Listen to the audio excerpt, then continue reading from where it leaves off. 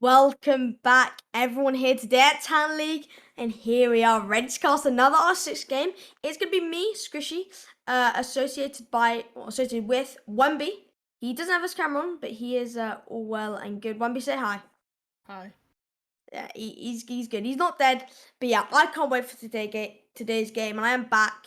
I haven't casted for quite a while, been on holiday, so good to be back. And we're gonna see Goldinis, one of my favorite teams in Talent League, against Aura Esports, which we all know well, and we do love them as they are a very strong team and they can dominate when and if they want to. But from my side of things, it's going to be Oregon for the first map, and it's looking like it will be close. I've seen both teams play it quite a lot consistently. I don't know. I think it'll be a close one, Wemby. What do you feel?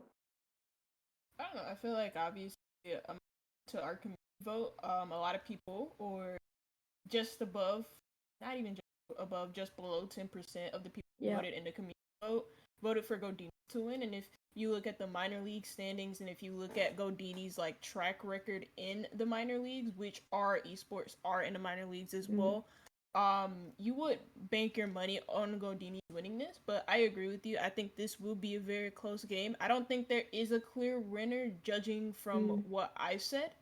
So yeah. we'll see. Yeah, and considering the map lineups, obviously I said we had Oregon first. We have Bank next to follow, and then we have Chalet if it does get to that third map. I mean, it's a good set of maps. I haven't seen Bank a lot in competitive since the rework, but it's good to see that, and I haven't cast a lot of that. But Chalet and Oregon, we see them loads of times. I think it'll just come up to one member will start fragging Hello, out, I'm and a Barbie it will girl become in a impact Barbie frags. world. I don't know what's going on It's in the fantastic. game right now, which I'm watching. I might have to mute that because there's like some Barbie girl going on. You can't hear that, but from my end, Come on, Bobby, let's go party. it's weird. Both teams are Oh, ready. I oh, think after that oh, Barbie girl yeah. music, I think we just go straight into it. I think ICOC is feeling himself, and yes, I will be saying ICOC. Wait, what a vibe I've got from the start of this game already. 1B. Like, No, could you hear that? no. I just kind of caught me off guard.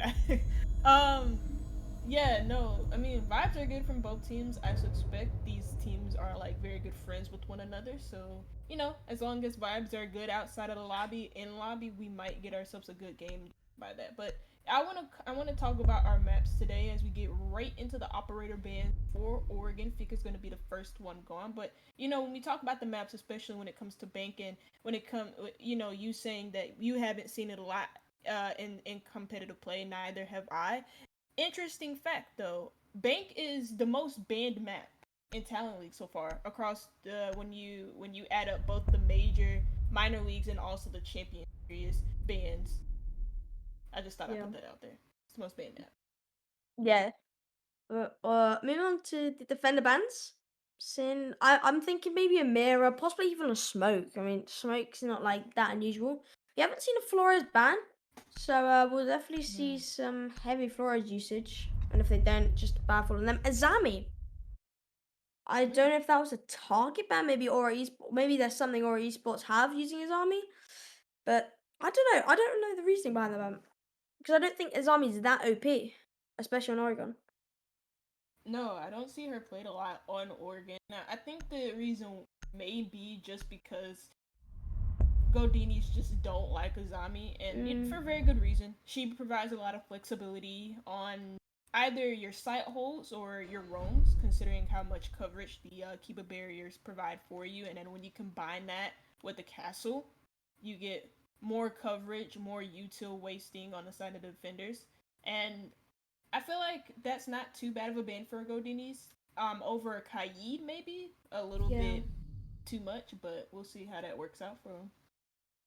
Instantly see the knock coming out from Berg there, and I think it just kind of shouts confidence from the side of Goldinis. Maybe he might switch, but I think just Attackers need to I don't know. locate I and see defuse as Goldinis. many bombs as they They've can. got so much like confidence in what they do and how they play. I mean, they just don't stop. And Berg, I appreciate the Bomb compliment located by as attackers. I talk about him, but I have a feeling Goldinis are definitely going to set the tone. It's going to be up to Aura to try and like catch up to their head start. But I mean, even considering the community votes, it's close. It's by 10%, as you already said. And I have a feeling this game, it's going to follow up with those community votes. It's going to become like round after round. Goldinis going to get ahead, but Aura Esports are always going to catch up. But enough about the teams. We're going to be heading on to Laundry. As we do see Laundry become the primary site more in Oregon. As many more people, I mean, I see it more often, even in ranked. Because many more people seem to know how to attack kids' bedrooms a lot easier. But do you see a nice top hold coming out from Aura Esports, which we do see quite a lot, very frequently. Top hold, try to just waste time and waste utility and wait for the execute. Yeah, it's gonna be very interesting to see how Goldinis fit the Nook into this attacking lineup, and where the Nook is going to be. It looks like the focus for the Nook is going to be towards the rear stage stairs with the first obstacle in her way, and our teammate behind her in Habana is going to be in the form of this Jaeger, and she's going to miss a couple of shots. Though does hit some onto D7, gets flashed out of rear stage, but has already backed away before the flash could affect them. First pick though goes in favor of Goldinis with the quick trade back from Aura. Quick trade back comes out. Flashy will be having a little close gunfight, and he will lose it. As D7 Berg finds a double on this round. He will go for a swing. Not any good bullets, but is very low HP now, trying to go for the nade. But that being said, MUDR, last killer. I'm gonna call him killer, I think it's a short way. But now a 2v4 now as Goldinis have picked off the roaming members in the side of Aura. And it's up to A&J and Xander to try and just hold down that site. I mean, we do have smoke grenades out. I mean, very powerful weapons. The SMG-11 plus a shotgun combo. The carbine's getting very aggressive in Freezer. Does have like Yo-Yo to burst if and when he needs to. The push-up does come out from Brumbrachi and will easily find A&G with a soft amount of HP left in his hand, and now left up to 1v4 Xander on the first round. He will find one. Possible clutches Berg forwards will not be able to find a triple on this round. Still has smoke grenades in hand. 1 minute remaining. He can use them. He's got the utility. I mean, it's going to be up to time here if he really allows him to plump. The smoke grenade swing comes out and he instantly falls from the swing from Brumbrachi. Brumbrachi, I think? I'm going to call him that. I don't know how to pronounce it, but yeah. We just find a double and 2 doubles from Berg, and the Sevilla finds Goldinis their first round. Sorry. I was just told that I was being a little bit too quiet, so I had to move my microphone closer to me. If you heard sliding across wood, that was my microphone sliding across towards me. But yeah, I mean, first good round coming in from Goldinis, eliminating the roam game. Mainly one player, and that was in the form of D7. Hold on 1 second. Squishy, can you take over? That is all good. I don't know what's going on, but I'll happily take over. As we're saying, I mean, obviously good round. And sorry for calling D7 Berg. It's D7, which have been now classified. And there's 1B is having his little whatever is going on behind the screen, which you can't see, neither can I. We'll be heading on to kids' bedroom, as it was clear that Laundry did not work out for Aura Esports. They tried to find their comfortable site here, and looking like a armory heavy side. You have that shield, you have those 2 reinforcements, and the head height holes and the feet holes are really going to be an annoyance for Goldinis if they're not able to take those holding members out.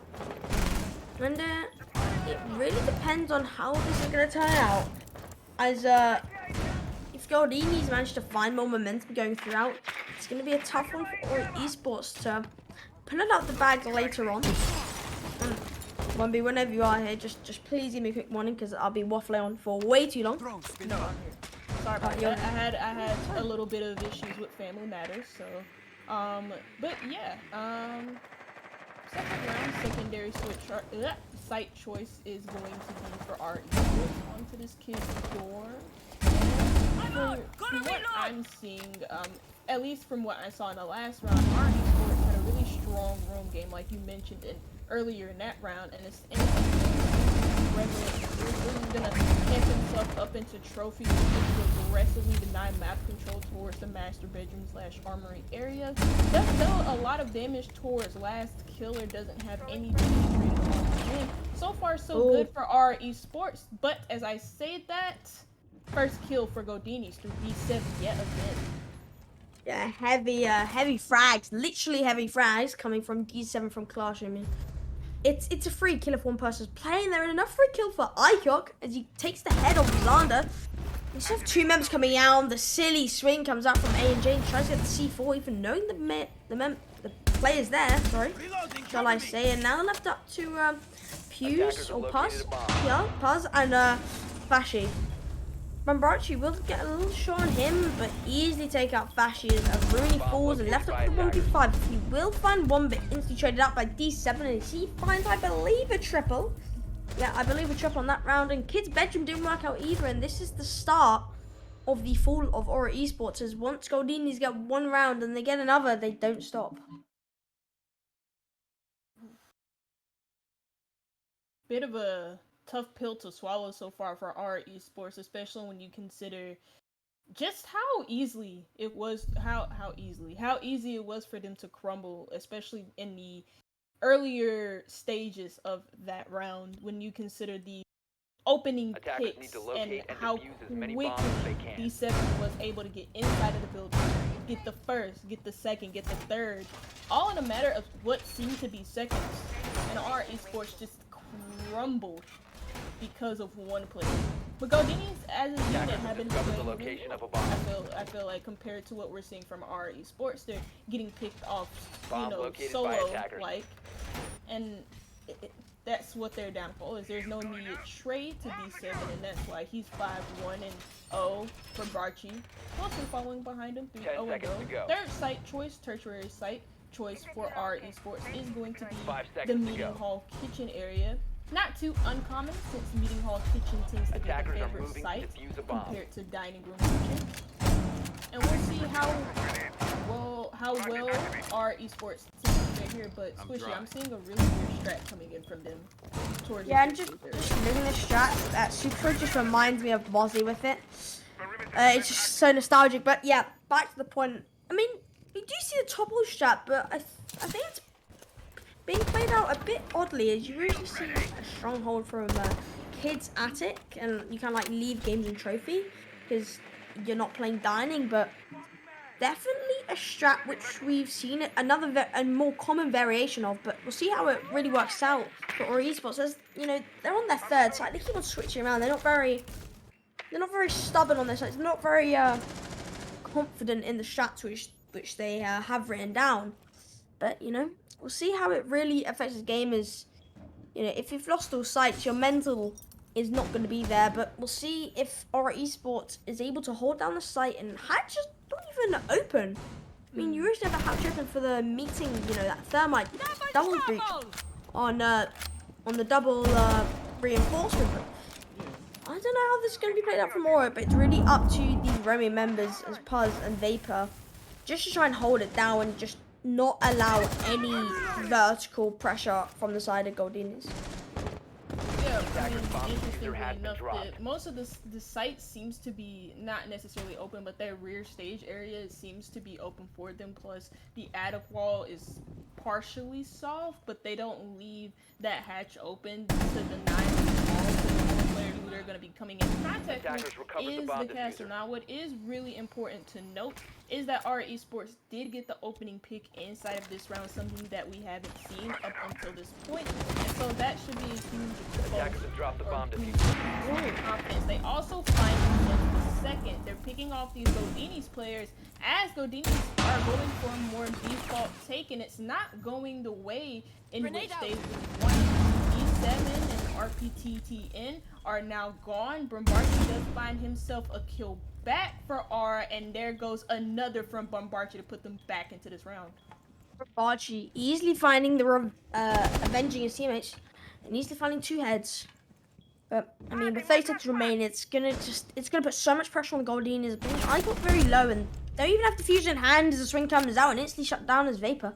Just find Bombarchi's that double kill will not follow up to anymore. But I think Aura Esports are finally gonna find their round. You have last killer trying to rotate around, but just the time and not even diffusion in hand. It's too much to handle as it's cleaned up by Vapor and ANJ. As the first round from Aura Esports comes from their tertiary site.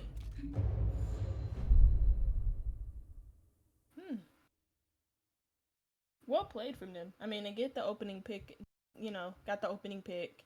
And that I feel like that's going to be a pretty determining factor when it comes to like these rounds. Like if the opening like say if usually like the team who gets the opening pick then gets the round win. So we'll see how that conversion rate goes for them, but really weird strat, especially considering how open the rear stage wall was and also attic wall was too. Also, the attic hatch wasn't open despite them being so open up in those specific areas that I mentioned before. But they're still able to hold it off.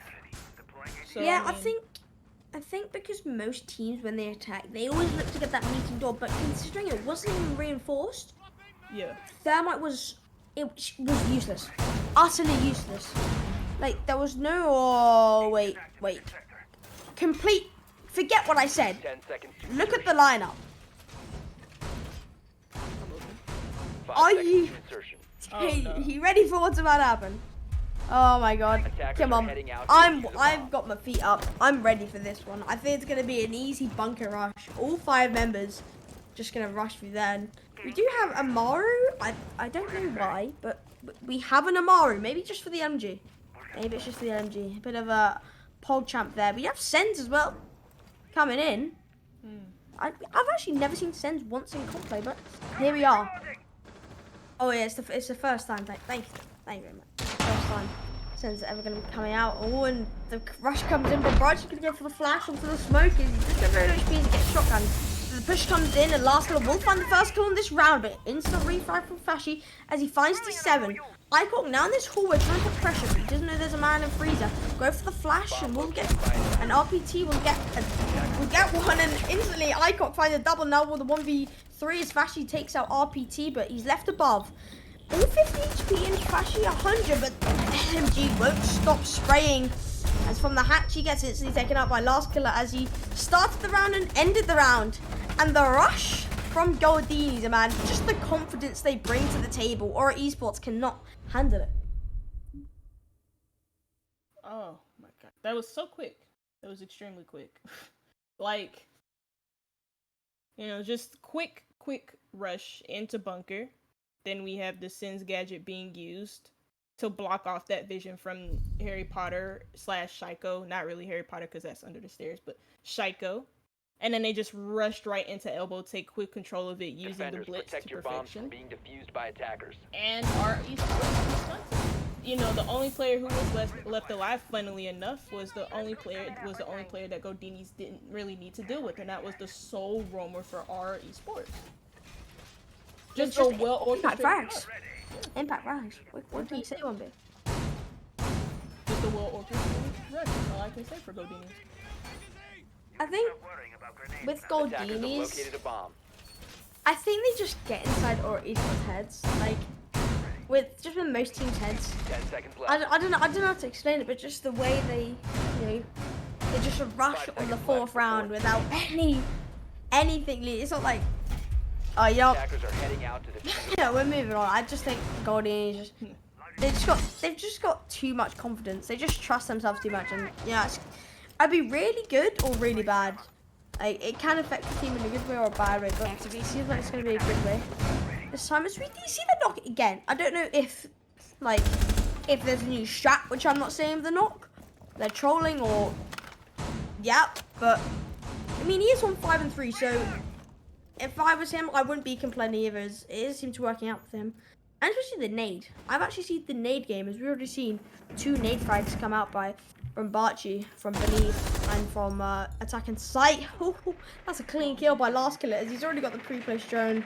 Probably the yellow ping most likely. Or just big brained it. But yeah, I mean, it's gonna be looking like a kind of basic common default take from Goldinis, some attic, some trophy side, just trying to pinch onto Aura Esports, as Aura Esports already lose a man. Yep, already losing man.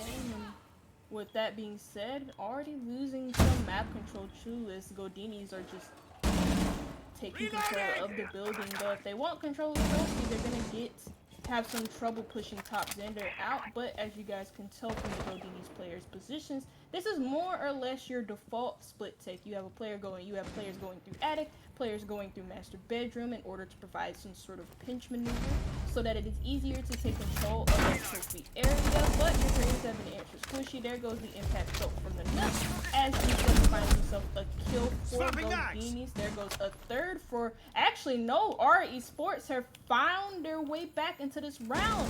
The Jaeger solo taking back attic control. I mean, the flag around really shocked Goldinis there, as Jaeger did find a double, but now left up the 2v3. RPT does have the diffuser and will find a close gunfight, but safe and sound as no one is ready to peek on the side of Aura. They're just playing time. They know what they can bring to the table, especially with those smoke grenades still in Xander's hand. And I think, yeah, they're just wasting it off, but no, ANG gets a crisp shot onto RPT, and Mud forced to push in and taken out by ANG, and or Esports win their secondary site for the first time on this map, and they will make it. Waiting for the scores to come up. I think 4-2, 3-2, 3-2. They make it 3-2. But going back to an earlier point that you mentioned about the Nook, when you were asking or when you were saying you didn't really know why they kept picking it or whatever you said, I can't remember. But yeah, the reason why Nook is seeing a lot of play as of recently is because it's not, I would say it's like for a lot of the attacking teams, it's providing like the surprise factor, but also she does have a good kit. Like she has the heart breach charges, she has the frag grenades, and you know how popular frag grenades are. She also provides the lurk potential. You can have her kind of hunt down roamers by herself. I wouldn't recommend her, but like you know, when it comes to Nook, she can like lurk through basement, find out roamers by herself. She's a solo op in theory, but she provides that surprise factor plus lurk potential for the attack. I don't know how to explain it well, but 5 like seconds to insertion. I thought that was a good explanation. Oh, thank you. Nah, we'll give it a little round of applause. Objective is to locate a For bomb one and bit. defuse it. But yeah, it is working out, and they are 1 round up. Or Esports back on the site which they won. I want to say comfortably, and I will say comfortably. But I think it's going to be a completely different push from Goldinis, as they did see that it did not work the first time around. I think it's going to be a dining push, as Icon already takes out Vapor. An instant push up on the yeah, look at it. They're already on the vertical. Drones absolutely everywhere. And it will be the kitchen push, which we were waiting to see from Goldinis, as they did not do well on that meeting side. But look, all 4 members and Puzzy and Fashi's are gonna come and try and support, but they're all ready. Actually, Icoc's clearly not ready. As Fashy takes his head off and the drop comes out from Puz. I think Puz is gonna. Is that how you pronounce it? Is it Poos? Puz. I'll say Poos. I think it sounds better. Poos, yeah. Alright. Poos will droppers. Thermite's gonna breach that wall inside dining, I believe. Yep, alongside Sledge's help, and you've got this long angle all the way through sight. But I mean, with quite a lot of time left and a lot of time to work with, it's gonna be up to Goldinis if they want to try and really take out the site comfortably and strongly. It's gonna be up to that vertical play. You know, we got that sledge there. You got not the balcony wall, but just that sledgehammer and the 2 nades in D7. And the nade of last kill is takes out Poos. I think it's going to be up to just pinching those Aura Esports players, as once they've got that site unlocked down, there's nothing stopping them. So the different approach for Goldinis is to ignore what's going on over by Big Tower. Sorry, I got a presentation. What's going on over by Big Tower on that north side of the map, and instead going for a more west side approach with the vertical angles, yes, being in play, but also with the dining wall panel being open. With Goldinis, though, at an even man count with our Esports, not really having that man advantage, meaning less positions to cover, and also the fuser is left cold down in dining. They're gonna have to be careful about where these last 2 remaining Esports players are Attackers acts. recovered So the one bomb. player is in that connector hallway between both sites, the other is in server. He could also go for a flank in the hallway if our esports, or sorry, if Goldinis do not have a drone in that area to catch the castle off guard. Even though Bombarchi is looking towards that area, he can still bypass him and he can swing onto last killers whose low HP might leave them very vulnerable in a gunfight. Though our esports, they're finding the kills. A shorty kill and the kill from Anj confirms that round for our esports. 3-3 is the scoreline as both teams make the switch. 3-3, very even, as we said pre-game, pre-Oregon. And I mean, Goldinis is a great start, but Aura Esports, it's exactly what I said. One beat. My predictions are insane. I knew Goldinis was definitely gonna take the lead, but Aura Esports, they're always gonna come back sooner or later. It will happen. But switching around. Yeah, what were you gonna say? I was gonna say, like, that was a really good round though from It was. Anj towards the end Attackers of it. need to locate Like, and defuse bombs. Goldinis really did screw themselves up towards the end of that round because they lost the player over in dining, meaning that the Thermite doesn't have that control of dining anymore. It was an even man count, and it seemed like Goldinis ran out of ideas. They didn't know what to do after that, so they just decided to go into, like, server. You have a player going into server, the other player going into kitchen from the dining side. And then Anj was just able to deny that all by himself. I mean, all it takes is one man to completely lock down a site. And, 5 seconds remaining. oh, my brain is slowly Attackers are decapitating moving as out I to locate a forgot bomb and who defuse it. Castle was. Remind me, Wemby. Anj. That's it. Anj. ANJ. You call it Anj? ANJ, no? Yeah, ANJ. Thank you, Chippen. Thank you. Chippen's always there, man. He's always there. Just trying to help out. But onto the switcheroo, as Ori Sports said on the tag, and it's going to be looking like a... Yeah, oh god, these are completely set up for Ori Esports attacks from Small Tower side, and last killer finds a kill onto Poos, and I mean, the way they just push from Small Tower, and you have 3 crosshairs just facing onto it. I mean, Goldinis are too prepared for Ori Esports on this attack. That takes out the Ayana too. That's a lot of utility off of the board for our esports. The down 6 and the nades off of the board, plus extra intel in the form of those Ayana clones now decimated from our esports as they still trudge in from this west side of the map. As you mentioned, Goldinis, they're prepared for this. But instead, over by server panel wall towards dining or towards kitchen are also reinforced. So RCT might be living his last few days as our esports are gaining quick control of this area. Plus, they have the Maverick on the board in order to make extra sight lines in the server area. But the mute, he backs off. Our esports, they don't have the main advantage that's still in Goldinis as that vendor did fall. So Goldinis, they can hold this off. There goes the swing from RPT. He's not gonna hold off. He's gonna still get aggressive. There goes the second for last killer. Goldinis not content with just sitting back and soaking up pressure. Instead, they want to take a fight to our esports and they're winning it. 1v4 for Fish as he does throw the nade out, but is getting swung on from the L hallway, and it is Goldinis to take their first round on the attack, or sorry, the defense. And I mean, Goldinis was just, it looked like, they're not stream side, but they just, the way they set up for that was like too perfect. I mean, they just predicted our esports and it fell right. The round fell right into their hands as 4-3 as the tie is finally broken on the defense side, and they're going to be going to their secondary site, which is Kids Dorm. And I think for this site, I think I'm expecting, you know, the trophy armory side, which Aura Esport had a variation of.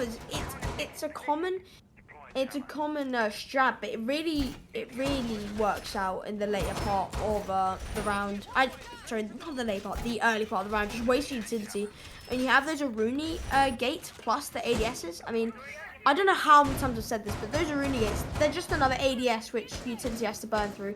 If it's a flash, if it's a severe charge, a nade, anything, 10 seconds left before it insertion. has to be burned because they're there for a reason, and they are quite a pain, especially at the very end of the XP. You know, they're going to be there just annoying you, Attackers and must locate you're going and to check, defuse a bomb. you know, if you have any utility left, and it's all going to be gone from the start of the round.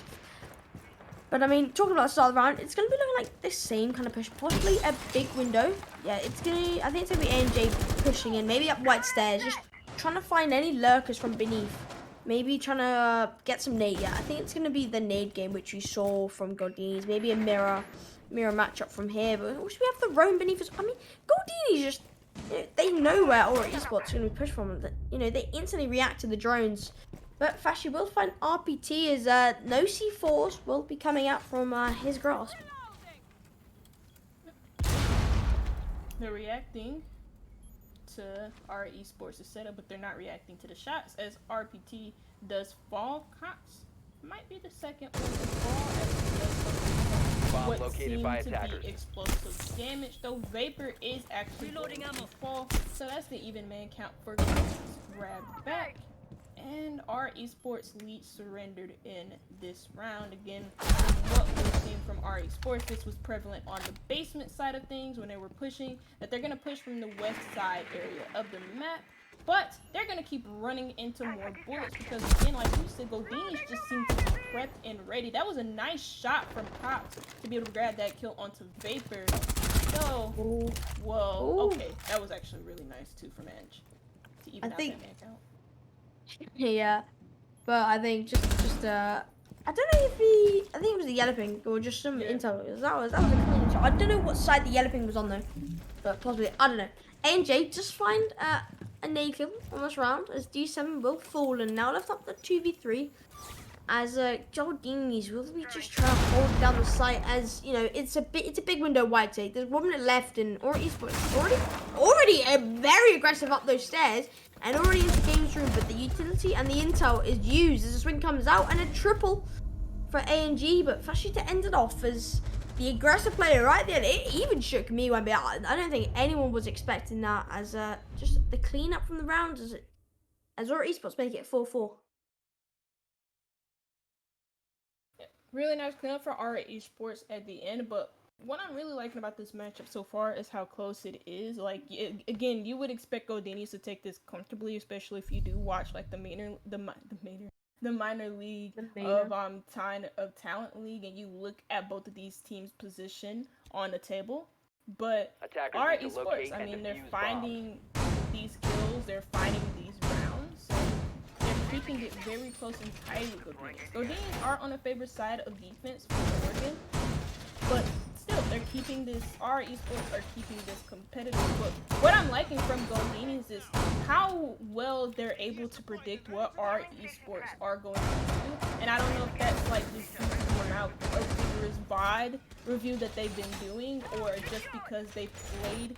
You can tell, especially with the way that they chat with each other between both of these teams, that they're really good friends. So maybe they just know how each other will play, or because they've had meetups before in the minor league and outside of the minor league as well. So that might help them too. But Goldinis are doing a very good job at predicting where these pushes are coming from and adjusting their setup, not necessarily mid-round, but at the beginning of it. Like, their whole site setup is geared towards where our Esports are pushing, and they're correct 9 times out of 10. Yep, they indeed are. The swing's gonna come out from last killer. The aggressiveness. Vapor is completely not ready for that one. And see, he's happy. He's found that entry and he makes his way safely back to site. And even if he did take some damage, those Kona stations will get him right back up to max health and above. Is just look at this hold. You know, NJ staring at that renegade, completely lost of what to do against that renegade. He's gonna instantly go around wipe away. Because I mean, when you have maybe not, maybe Xander has something to do. He's gonna breach that wall, but I think just the utility uses from Goldinis, it's just a pain for Aura Esports. I thought he's actually going to find a crossfire as the DMR is Poos fails the knife beat. He already gets damaged to, I want to say 6 HP, and the double up from last killer and DSAP, I think. I'm completely lost. Oh, but a naked comes out from Poos, takes out Icocker's insta refrag trade comes out from last killer, and RPT will fall to Fashi's LMG on big window, but left up to the 3v3. Even Mank out on the board, rotating back up will be last killer all the way around Armory says, but I think a close swing comes out. It's Brumbachi. I don't actually think they know he's there, but No. it will take. Wait, I don't think he knows he's there. Oh, Brumbachi has a top play here, a very vital play. I mean, if he's able to use this to advantage, he's gonna. I think he might find the first on the corner. Even here, the pre-fire comes out. No one gets taken out, but oh, the crossfire from ANG is he had such a power play, but wasn't able to use it to his full advantage. Oof. Gotta think about the impact that Brumbachi would have had in that round had his position gone unnoticed by our esports, but good teamwork to mention in server through both him and both ANG, the person on our screens right now, plus Fishy, who were able to pinch him down there in server. Now it's up to the last killer and he's going to hold off these remaining players, and in terms of utility, the only thing they have to slow down this push is through a nitro cell, but they use their guns instead. It's 2 from the alibi, 1 from last killer. And that's the round. Done and dusted from Goldinis. That all happened in a matter of seconds. I mean, yeah, all it takes is one gun, couple of seconds, and a good solid team as 5-4 will be the score line as Laundry Supply Room will be the defending point for Goldinis once more. And last time it was pretty much I want to say a clean. It wasn't actually a clean sweep, but it was a very strong defensive round. And Goldinis is just trying to look to recreate what has already happened. But I mean, one more round for Goldinis as will be match point, which just applies more pressure on our esports. But our esports, knowing them, they can deal with it. Looking like the same hold, the top hold from Goldinis on Freezer dining side, where they did exactly last time in Red Neutral or esports strat hold or strat push actually. But I think for or esports 1B, they're just gonna have to work around where Goldinis' utility is. Last time, yeah, it still is now. You have that hold in security and top instead. Just work around it, possibly bunker. I think there's only one ADS in bunker, and that's not a lot to deal with when you have 6 nades and 3 flashes on the board. And even though there's off utility, but they're gonna go for the same push as Small Tower, just walking into the utility once more. But it could be their downfall, or if they manage to break through it, it's a door into sight. Let's see. Our esports' pacing hasn't been that bad in the rounds. I do have to say that, just because it's true. I feel like their pacing on their attacks has been really decent, especially with how easy they're able to just get into the map. Even when losing a man, our esports somehow pushing forward and giving more map control. And with FS, they don't lose a man this time; they actually gain it. That's RPT falling down to the sledge of Vapor as our esports find their opener inside of this round, and that server control removed from Goldinis after just really smart rifle angles created from the sledge. As I said, it was up to our esports to open that door, and they've pretty much done that halfway, even though they've grenaded Fashi's. Vapor will be Fashi will be slamming his desk at Vapor, but or esports, they move. They're already 1 man above, even though they would prefer the 5v3. They 4v3 will do them. As now the door has been widely opened from our esports, the freezer push and the hatches will be eventually opened by Hibana. Yeah, as she does. Get lobby hatch. They have a lot of time to work here with 1B. You've got 1 minute 15. You've already got hatches going. You've got so much pressure. You've got so much to work with. Reloading. It's going to really come up to, the round's going to come up to if Goldinis manage to hold it off or not. Or esports. Yeah, one player can run and kill them, but it's going to be up to Goldinis, the outcome of the round, if they want to win it or not. as they have the power to just hold it down. But I mean, Goldinis, one mistake could be the fall of this round. Yeah, no. I said that. Like, their Attackers have pacing located a has been bomb. good on their attacks, despite Goldinis on the lead on their defenses. But, you know, with how Oregon plays out, especially with the defenses and like the execution has been part, usually located. those type of things in favor of the defenders. But anyways, ooh, Goldinis, they find a fight back though. That's a kill on the ADC, and while our Esports have all the matches on the world plus hatches plus all of the time, not really considering the fact that we are at 20 seconds for Aura to be able to make a Seconds to move go. here. They still haven't cleared these power positions being played from Goldinis, but 2 quick kills, 1 for the Havana, 1 for the Ayana, and I mean that's our Esports now tied up with Goldinis 5-5. I said it. I mean, the door was opened early round when the kills came out from the side of Aura Esports, but Goldinis just couldn't hold the execute from Aura Esports, and it did find them their 5th round. And I mean, 5-5. They're going back to launch supply room again. It has been a 50-50 win-loss Attackers need to locate and defuse bombs. for both teams in this case. But I mean, 1B, whoever gets this round, it's going to be important because this is a match point round. Attack or defense, it just you don't think it, but the pressure it puts on the team, it kind of just it makes them think too much. Like they think, oh, should I do this?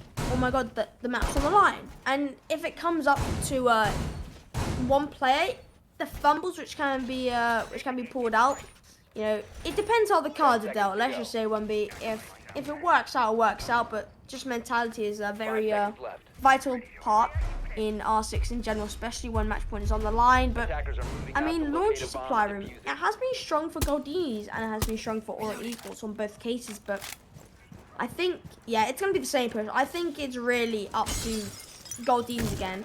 If they can hold it off at the execute. Because the early round, it's not that important as the very last, obviously. Because the round lies in the execute. And I think if Goldinis want to hold it off, they do have the power to do that. As you see strong members, I mean, Decemberg, 8-7, Last Killer, 13-6. ICOC 7-6 as well. I mean, if they can hold it off, they will. But if Aura Esports just they put too much utility in it, especially those Candelas on the line, it will be a match point. Lost control of Gemini. Yeah, I mean, Goldinis have could use a lot more utility if they're having trouble with the end round situation.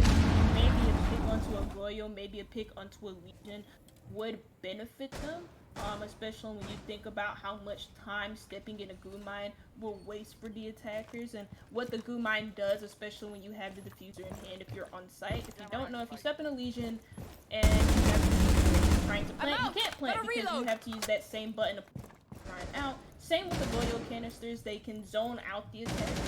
I haven't seen it from Goldinis. They're opting out for a more aggressive lineup just for early aggression. It's more tailored towards getting the first pick, getting the first pick.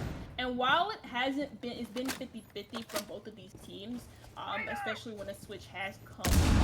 I felt like you said, you know, late round situations seem to be where Goldinis struggling at, and what better operators to choose, the Goyo, the Legion, and you also have the smoke on board too to help you with those late round situations.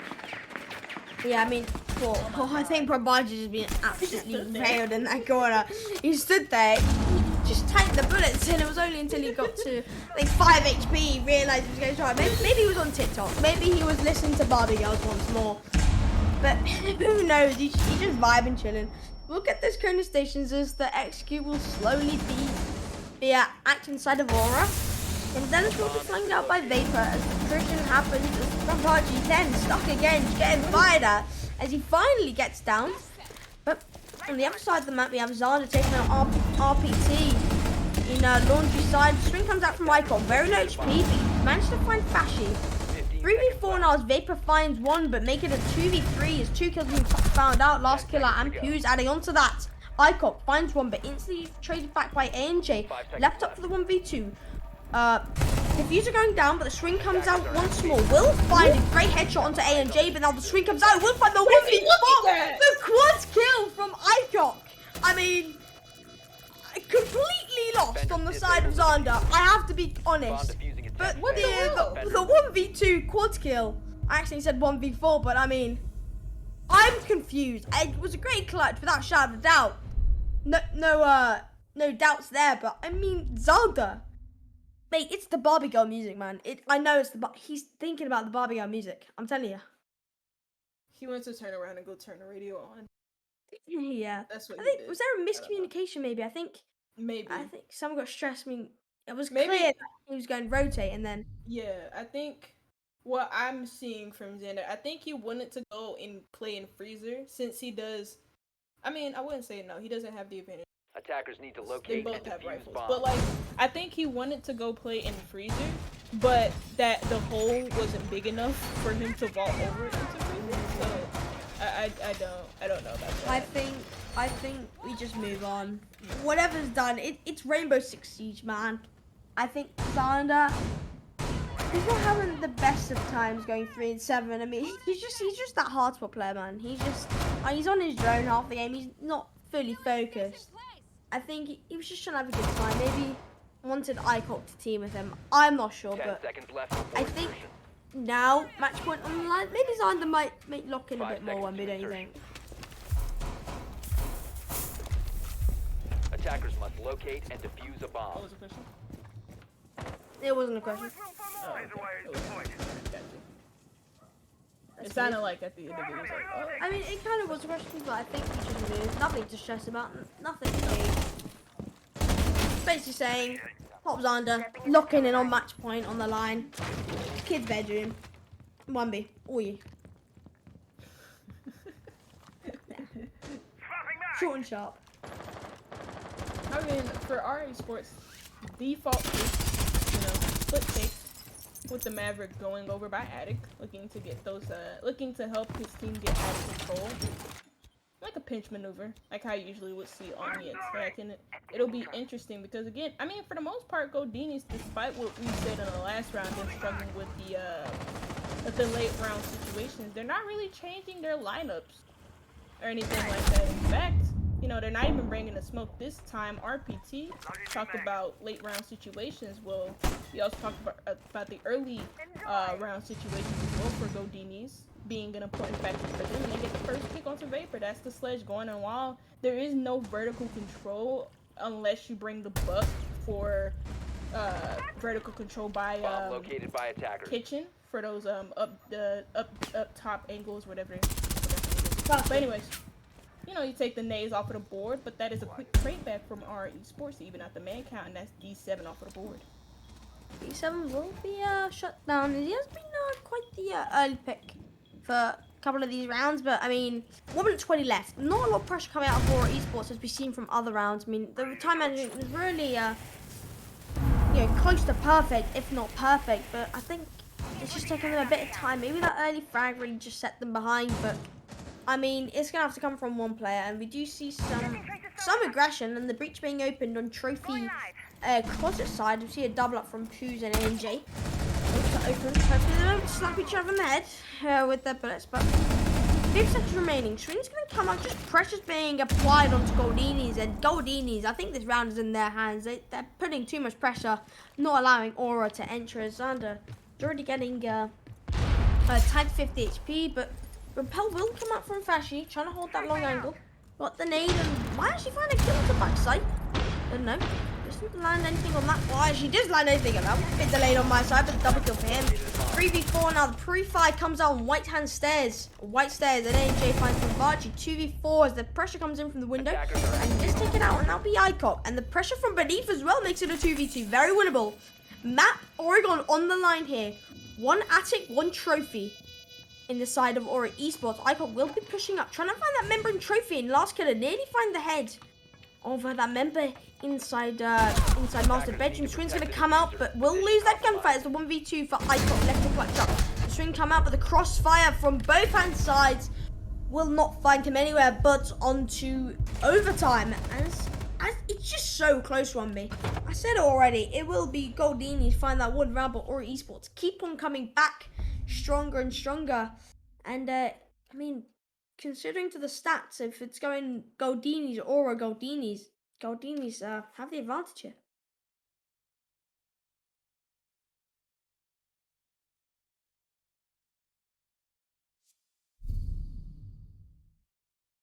And I think 1B might have some internet connection. I don't know if he's speaking. Nope, I don't sorry. know. Oh, he is. He is it. He is it.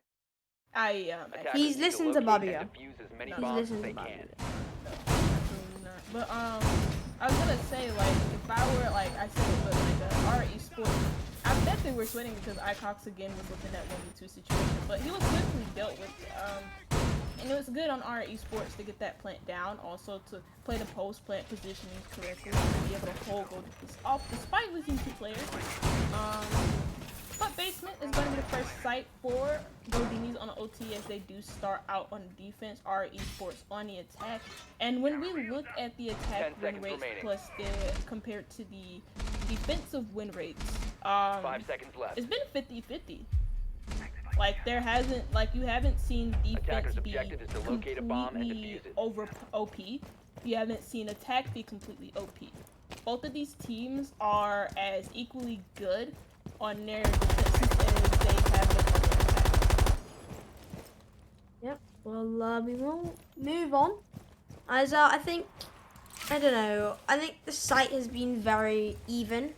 Yes. According to the statistics, Goldinis have won one, or Esports have won 2. So maybe Goldinis match it up. I actually want to point out AJ and Fashy. You're on 12 kills, but I haven't really seen like the flashy plays. If you get the pun there, because Fashy, yeah, no one really gets that. But I think they've just been like, as you said, especially with the Nook, just lurking and picking off 2s and 3s per round.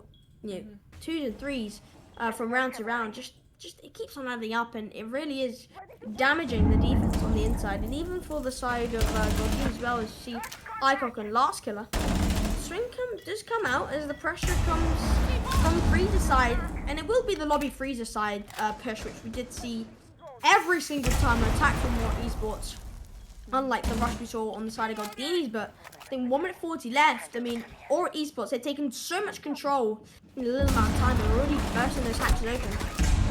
Oh, E7 almost got dealt with. That was almost perfect timing for our esports, but they do a little bit of damage to him. bomb has But been located. again, Thunderbird is in play for Goldinis, so that health is quickly regained back. It doesn't seem like our esports want to mess with the rear stage attack, but so far, I'm reloading. their execute from lobby and laundry has pretty Bomb easy located for by them as attackers. A&J, he gets 2 from this freezer position. The line of sights that Goldinis created for themselves are helping out the attack, and for the most part, they have complete control of not only the map but also the site. Laundry is pretty much open to them, as the last 2 players for Goldinis are nowhere near the laundry area. Apart from RP2, he retakes the supply closet, gets quickly down. D7, the last player alive. He's following a player from behind, but gets he got flicked on. He got flicked on.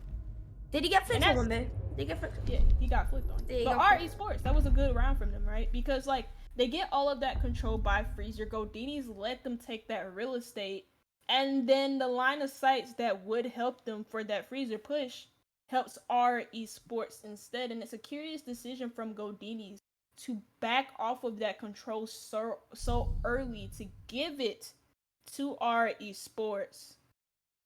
Like that just doesn't seem right to me.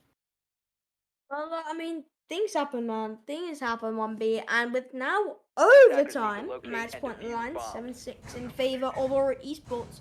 Goldinis are going to look to try and find a strong round and then head to most likely Kid's bedroom. I mean, it's Attackers really located been a on bomb. and off inconsistent from the defense side. I mean, Goldinis, they've had laundry, supply, and Kid's bedroom, but they've lost one so many times. And it's becoming a bit 50-50 for the round. I mean, obviously there are a massive plays, even the rush which we saw from Goldinis, which just really spice up the 10 round, seconds but to I mean, insertion. it's just a 50-50. I mean, 1B. 5 You have seconds both remaining. these teams playing so evenly spread out. But I mean, I think Attackers' Goldinis, they're objective gonna is have to to win this defuse one the out, bomb. or will be Oregon in hands of or Esports. D7 going for the Ash pick, and Ash isn't usually an operator that we're not. I wouldn't say keen on seeing. I'm always excited to see it, and I wouldn't necessarily say I'm excited to see it. Not over itself, especially considering the meta that we're in with the amount of utility that the Soph has compared to what the Ash doesn't have. Plus, Zofia just has a better gun than the R4C and the G36C, so D7. You know, he does have the breaching charges plus the breaching round, so there's a lot of explosive ability in favor of the Ash. Also, the Ash being a 3-speed, so her hitbox is non-existent. I'm sure they haven't. Let's move on. What's very interesting though is D7. He had like a very good game at the beginning of Oregon, and then he seemingly has like disappeared. And we've seen players like Last Kill and Fox step up. But D7 hasn't had like a bad game, like he's aiming the best, but it's also not the worst. As Goldinis, they're attacking on this west side area of the map, plus looking to take control of the second floor. And Esports, they have a player in Attic to deny this, but he has been useless in his endeavors as his teammate on the second floor has fallen to D7. Yeah, the entry kill comes up from Goldinis, and it's looking like a good start for them. As we do see a lot of pressure being applied on vertical, as we see, you know, Xander and other members just trying to get out of those lines of sight, maybe try and find a pick, but I think smoke grenade going out already at 110. You can just see that Aura Esports are in a tough spot and completely abandoning sight will be Xander, and I think Goldinis are putting way too much pressure on the vertical. It's working out. Vapor's going to be very low HP and will get taken out by Last Killer, and another kill comes out from well, actually will be taken out by D7, but Last Killer will get another. But the trade back from Xander will find Bombardier as a 2v4 now, as maybe trying to take that back, that vertical control. Flash is still on sight. RPT will be getting that plant down inside a meeting and will easily clean it up as D7 and Icon cover that plant. That plant, not in meeting, was in a kitchen, but I think a good response from Goldinis as on the overtime match point, and we'll be going straight back to overtime match point. I think Goldinis' kid's bedroom will be a close round. Yeah, I think his bedroom would be the site choice for Goldinis, because every time they've tried the basement, Goldinis haven't been able to win it. And it's due to a numerous amount of reasons, but the key factor that you take from that is that they haven't been able to win it. The only time they did win it was because of an Icox clutch where Xander was looking the completely opposite way. He wasn't even looking at Icox. But it was a good clutch from Icox in that round to push his team over the edge, but you don't want to win off of clutches. You want to win off of good team play. And Goldinis on Kids Dorms, when they have won, have been off of good team play. So I think Kids Dorms is the better choice for them, considering the fact that we are an OT match point. But D7 getting a 3K in that round, that could be the attacker. That could be It's the Ash. It's the Ash. It's the Ash. It's the Ash buff. The attacker buff. We are indeed in the attacking meta. But it'll be interesting to see how Goldinis deal with our Esports in this round, because it's not really the early round that's been troubling. It's when it doesn't matter if they have like an end count. It doesn't matter if Goldinis have an advantage. It's been the late round situations where we've seen Goldinis completely demolished. Attackers have located a bomb. With cover. Yeah. 10 seconds to insertion. We'll see what this round has to say. I think it's going to be remaining. completely different setup. No armory pressure at all. Attackers' You objective usually is see to some defuse the bomb. feet holes, some head height holes, some reinforcements over there, but I think Goldinis are pulling out the ranked mindset a bit more on this very last round. I think it might actually catch Aura Esports off guard, as not really expect it coming out on the very last round. But we'll see how it turns out. We do have some run games coming up. Oh wait, no, it's not the armory, it's the kitchen hold. My bad. I did not see this hold on this site. Sorry for everyone watching, but yeah, my apologies. But yeah, I think I think Goldinis are really going to pull something out of the book, which they haven't pulled out so far. If it comes this crazy aggressiveness or the really passiveness, sorry, not passiveness. I think Goldinis is just going to pull something out of the book, and Aura Esports are going to expect it. But as I said, it's a simple default take coming out from Aura Esports. Pressure trophy, pressure attic, and some people trying to Defender has been drone discovered. beneath and the run up from D7. And this is what I said. Aggressiveness coming out, the run out on the very last round. But I think very default push, and I think Goldinis, I've said this most round, but it's up to them if they want to win or lose. It always comes to the execute. If Goldinis fall or they survive, I mean, I think it's going to be one member from Goldinis who clutches that out one day. That is an interesting prediction from you. That's as specific as it could get to what the result of this round could be. Pretty default take from our Esports, just taking their time, droning, making site holes, and Cox, he almost dies to it as he doesn't expect the Habana holes to be in those positions. Because they got shots from it, but the first pick goes into our Esports' favor. RPT falling, he's the bottom frag at the moment. Cox, who's one of your top fraggers, is able to find that fight back, and that's what you need if you're Goldinis. OT match point, you need more of those picks going your way. Maybe not that aggressive, not necessarily aggressive, but Cox didn't really have any support for him as we see ourselves in an even min count. Second on the board for our Esports to be able to attack, but they run straight into the line of fights that Goldinis have set up for them. D7 finding that pick, and it's now up to Poos and Xander. I mean, this is what I said. Goldinis, they've done exactly what I said on one of those two choices. Instead of holding the angle, they've completely swung it and taken the head off all these members, and Brimbarchi will add onto it. And he gets a double. Am I just too clever? Or is like Goldinis just too good? I don't know, but I think they come up with the swing on the very last round, and it was a good way to end it off. Brimbarchi with the double. And Icock takes that match point. Big rep for Icock, and I think we'll be heading to a 10-minute break after this, but I think Oregon, a good start for both of these teams is 8-7. It's been round by round by round, very close. Pointing out last killer, getting 17 kills on the winning side, but impact frags from many of the players, and I think the next map will be Chalet, or is it Bank? It will be Bank, not Chalet. I can't wait for some Bank gameplay, maybe some Sense is it? Sense gameplay on Bank, 'cause I've seen some good strats with Sense, but we're going to be heading to a 10-minute break, and we'll see you after the break as Goldinis take their head start.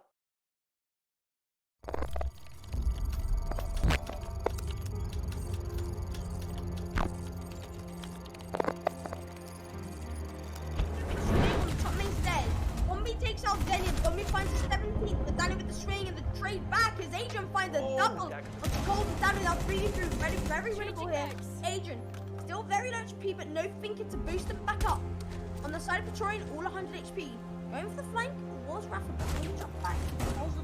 Shot down on the corner, that will be forever, and there goes the 1v3. Adrian finds kill there on towards Spliz, but he does, I think, maybe a smart thing you'd have to say in terms of gun skill, but Spliz is taken out there.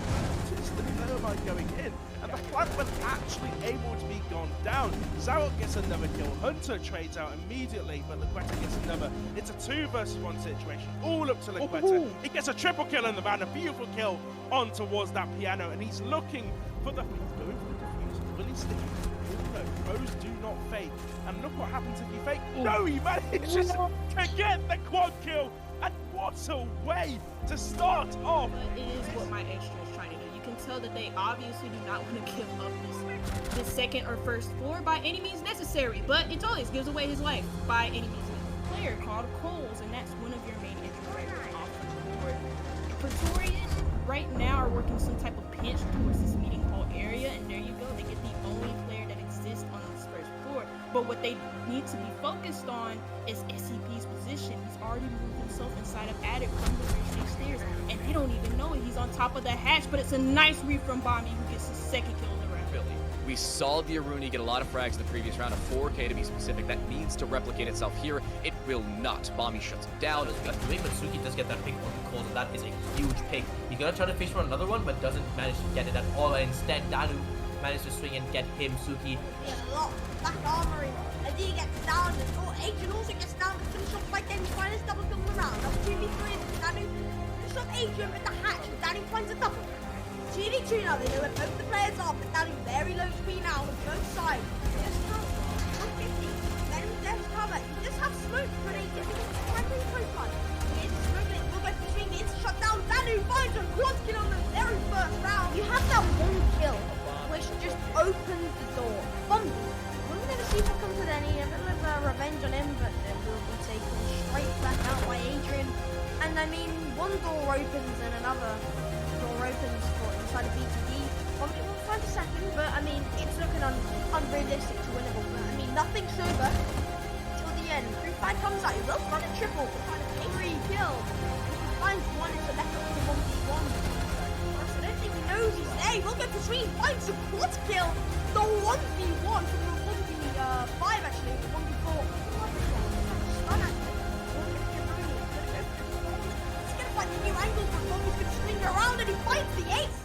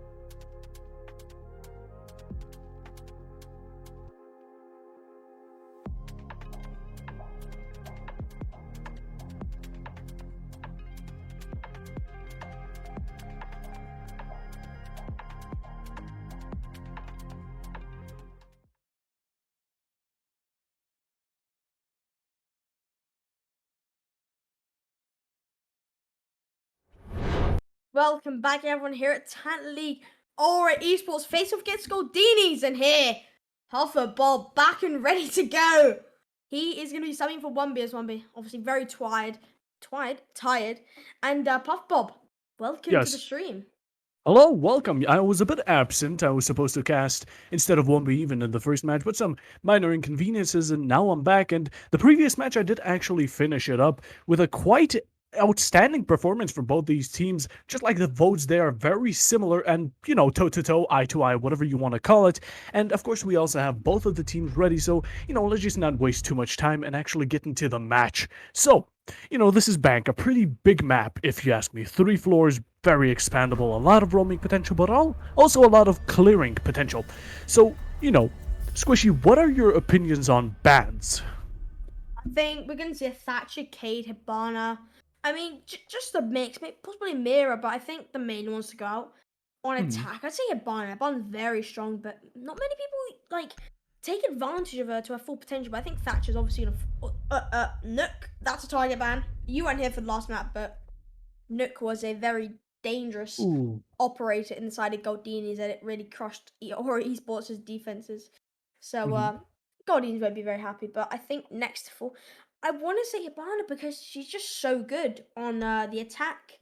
But we'll have to see if Goldinis is going to try and use Hibana. Yeah, they will be using Hibana on the attack, hopefully, and Thatcher will fall. What's it looking like on the defensive, Bob?